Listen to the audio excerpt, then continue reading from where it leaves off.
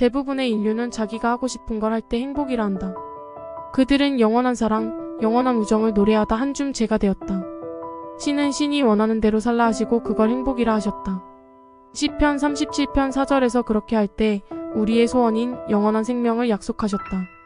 눈부시게 아름다운 여인이 냄새나는 할머니가 됩니다.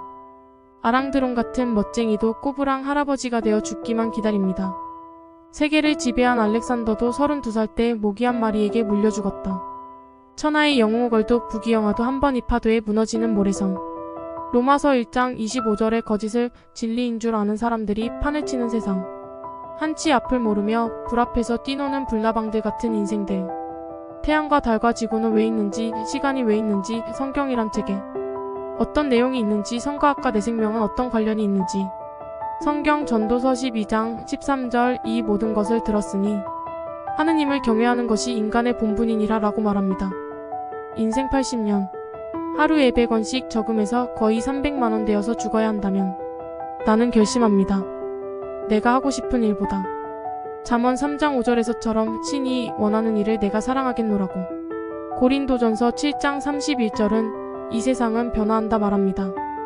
아름다운 여성이나 멋진 남성도 시간이 지나면 노년에 이르게 되고 전 세계를 지배한 알렉산더 대왕조차도 결국은 죽음을 맞이했습니다. 이는 마치 계절이 바뀌어가는 것과 같습니다. 봄의 꽃이 여름의 햇살을 받아 피어나다가 가을의 바람과 겨울의 추위 앞에 시들어가는 자연의 법칙을 보는 것과 같습니다. 로마서 1장 25절에 따르면 그들은 진리인 하나님을 거짓으로 바꾸어 창조물을 창조주보다 더 숭배하였다라고 말합니다. 이 세상에서 가장 중요한 것은 무엇인지, 어떤 것이 진짜 가치인지를 잘못 판단하는 사람들이 많습니다.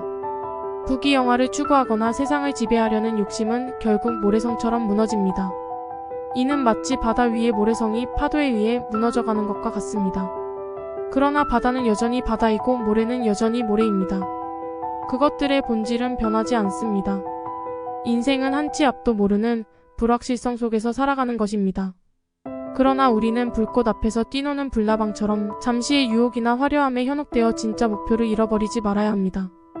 진정한 가치는 변하지 않는 것, 영원한 것에 있습니다. 그것이 바로 하나님의 사랑과 그의 말씀입니다. 이것을 기억하며 살아가는 것이 참된 지혜라고 할 수 있습니다. 이는 마치 나무가 바람에 흔들리더라도 뿌리는 굳건히 땅에 박혀있듯이 우리의 삶도 영원한 가치를 향해 나아가야 한다는 것을 상기시켜줍니다. 인생 80년 하루에 100원씩 저금하면 300만원이 되는 것은 각자의 삶의 운명은 선택에 달려있음을 생각나게 합니다. 내가 희로애락을 찾아 내 마음대로 사는가? 나의 만든 이의 뜻대로 살기 위해 최선을 다하는가?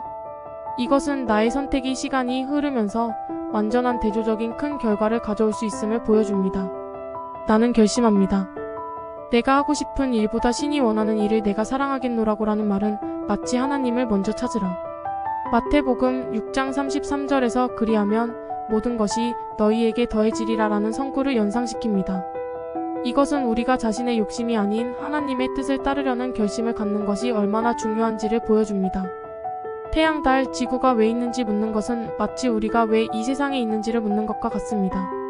이는 성경에서 말하는 우리 모두는 하나님의 형상을 가진 존재라는 개념을 생각나게 합니다. 우리는 하나님의 창조물로 그의 영광을 나타내기 위해 이 세상에 존재합니다. 시간이 왜 있는지에 대해서는 모든 것이 그 시기에 아름답다라는 전도서 3장 11절을 떠올려 볼 수 있습니다. 시간은 변화와 성장을 가능하게 하며 우리에게 삶의 다양한 경험을 선사합니다. 성경은 사랑과 용서, 희망과 평화에 대한 이야기입니다. 그것은 하나님의 사랑이 인류에게 어떻게 나타나는지를 보여주는 책입니다. 선과 악, 그리고 우리 생명과의 관계에 대해서는 내가 오늘 너희 앞에 생명과 죽음과 저주를 두었으니라는 신명기 30장 15절을 생각해 볼 수 있습니다. 우리의 선택은 우리의 삶을 결정하며 그 선택은 선과 악 사이에서 이루어집니다. 성경 전도서 12장 13절에서 알려주는 것처럼 이 모든 것을 들었으니 하느님을 경외하고 그의 계명을 지키는 것이 사람의 본분이니라는 우리의 삶의 목적을 가장 잘 요약한 말입니다. 우리의 삶은 하나님을 경외하고 그의 계명을 따르는 것에 있습니다. 이것이 바로 우리의 본분이며 이것이 바로 참된 지혜입니다. 이를 기억하며 살아가는 것이 참된 지혜라고 할 수 있습니다. 이렇게 성구를 통해 우리의 삶을 이해하고 그에 따라 살아가는 것이 중요하다는 것을 알 수 있습니다. 대부분의 인류가 자신이 하고 싶은 일을 하면 그것을 행복이라고 말하는 것은 마치 마음이 기뻐하는 곳에 보물이 있다는 성구를 생각나게 합니다. 이것은 우리가 자신의 욕구와 갈망을 따르면 그것이 우리의 행복을 가져다 줄 것이라는 인간의 본능적인 생각을 보여줍니다.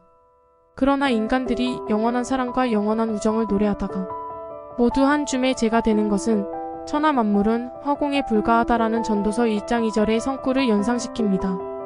이 세상의 모든 것, 심지어 인간의 가장 깊고 강렬한 감정조차도 시간 앞에는 무력하다는 것을 보여줍니다.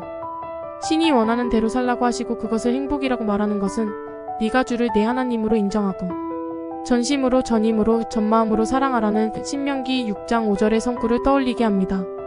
이것은 우리의 행복이 자신의 욕구를 따르는 것이 아니라 하나님의 뜻을 따르는 데 있음을 보여줍니다. 그렇게 할 때 우리의 소원인 영원한 생명을 약속하셨다는 것은 믿음은 바라는 것들의 실상이요 보이지 않는 것들의 증거이다는 히브리서 11장 1절의 성구를 생각나게 합니다. 이것은 우리의 믿음과 행동이 우리에게 영원한 생명이라는 가장 귀한 보상을 가져다 줄 것임을 보여줍니다. 이것이 바로 참된 행복이며 이것이 바로 참된 지혜입니다. 이를 기억하며 살아가는 것이 참된 지혜라고 할 수 있겠습니다.